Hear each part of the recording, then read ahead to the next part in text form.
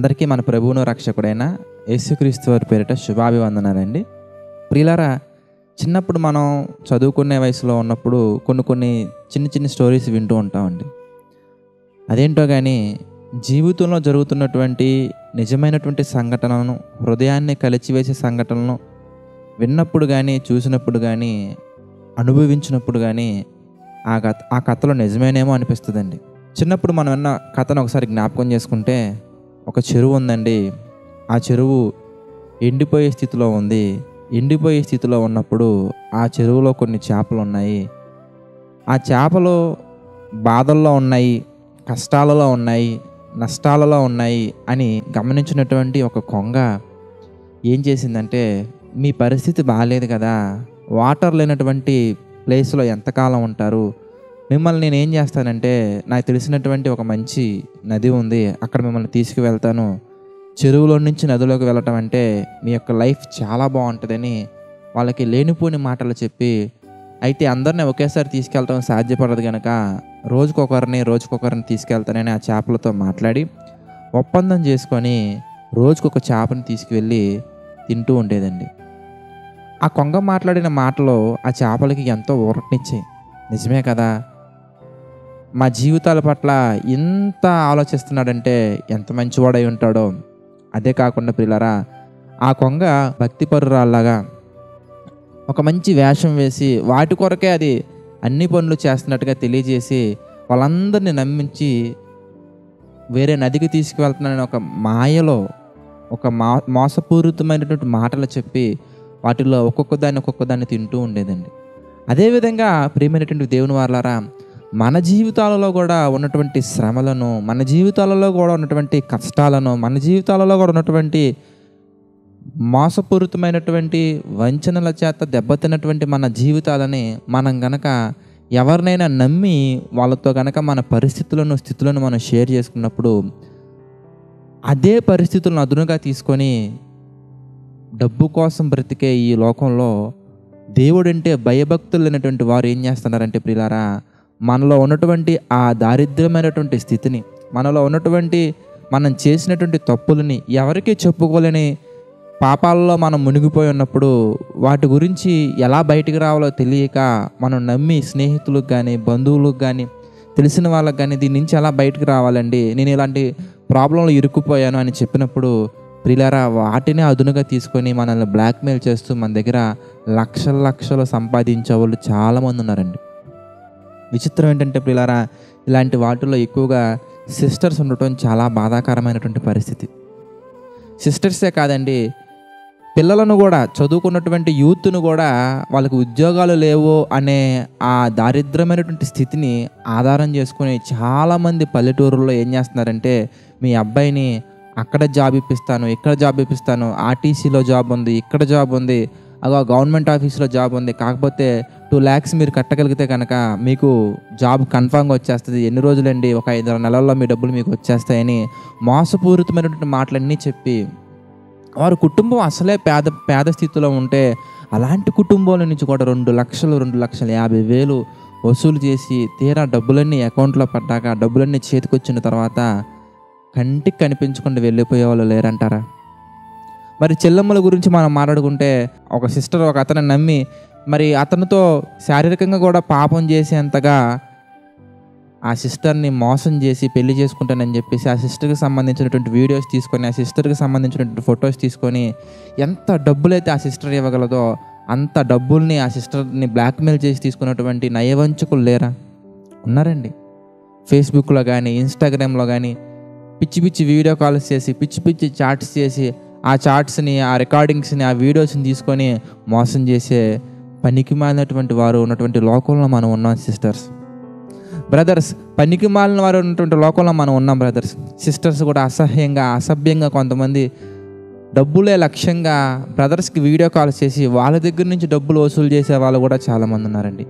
ఈ విధంగా ఇంతటి మోసపూరితమైనటువంటి వలలో మనందరూ ఎందుకు చిక్కుకుపోతున్నామంటే సింపుల్ అండి, దేవుని వాక్యం మనం చదవకపోవటం వల్లనే. అదేంటి బ్రదర్ అలా అంటారంటే, సామెతల గ్రంథం మనం చూస్తే 14వ అధ్యాయంలో ప్రియులారా, జ్ఞానము లేనివాడు ప్రతి మాట నమ్మును.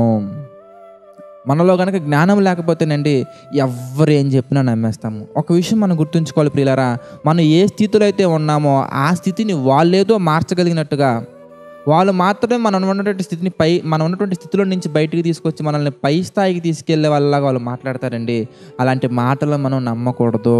ఎందుకంటే మన స్థితిని ఉన్నతమైన స్థితికి తీసుకువెళ్ళాలన్నా, లేని స్థితికి తీసుకువెళ్ళాలన్నా పౌలు గారు మాట్లాడతారు, సంపన్న స్థితిలో ఉండనెరుగుదును, లేమి స్థితిలో ఉండనెరుగుదును, కడుపు నిండి ఉండటం నాకు తెలుసు, పస్తులు ఉండటం నాకు తెలుసు, నేను ఏ స్థితిలో ఉన్నా కానీ సమస్తమును క్రీస్తు యేసునందే నేను చేయగలను, నన్ను బలపరచువాడు యేసుక్రీస్తు వారే.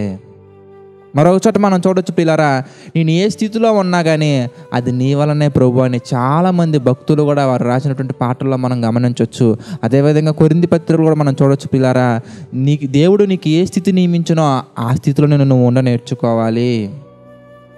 అయితే మన స్థితి గురించి, ప్రభు నేను ఇలాంటి పరిస్థితుల్లో ఉన్నానయ్యా, నా పరిస్థితి ఏంటయ్యా అని మనం కనుక ప్రభువును మొరపెట్టినట్లయితే, ప్రభు నేను ఎందుకయ్యా ఎలాంటి దారిద్ర్యమైన స్థితిలో ఉన్నాను, నేను ఇంక ఇలాగే ఉండాలా, ప్రభు నేను ఎందుకు ఇలాంటి దారిద్ర్యమైన స్థితిలో ఉన్నాను, నేను ఎలాగే ఉండాలా, నన్ను ఒకసారి జ్ఞాపకం చేసుకోయా, ఇదిగో విధవరాలి పట్ల నీకున్నటువంటి కరుణను మా పట్ల చూపించాయా, ఎస్తేరుకి పట్ల మీకున్నటువంటి కృప మా పట్ల చూపించాయా అని వాక్యానుసారమైనటువంటి ప్రార్థన.